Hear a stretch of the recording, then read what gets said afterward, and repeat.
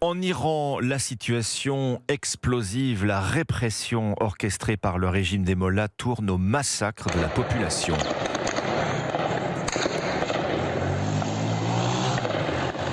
Comme dans cette ville où vous l'entendez dans une vidéo captée par des habitants, les gardiens de la révolution n'hésitent plus à tirer sur la foule. L'Iran coupé du monde pendant plusieurs jours.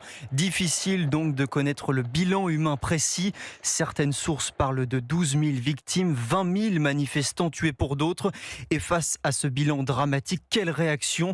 Plusieurs pays européens, dont la France, convoquent des ambassadeurs de la République islamique. Les États-Unis, eux, continuent d'accentuer la pression. Caroline Baudry. Iraniens, continuez à manifester, prenez le contrôle de vos institutions, exhorte Donald Trump sur son réseau Truth Social.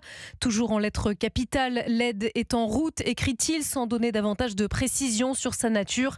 Les frappes aériennes restent l'une des très nombreuses options possibles, avait souligné la Maison-Blanche.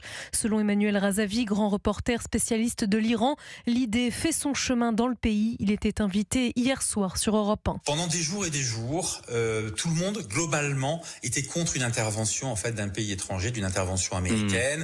Il était dit notamment par les chefs des oppositions qu'il ne fallait pas que la révolution et la victoire soient confisquées aux Iraniens. Et puis ces dernières heures, je dirais que ça change un petit peu.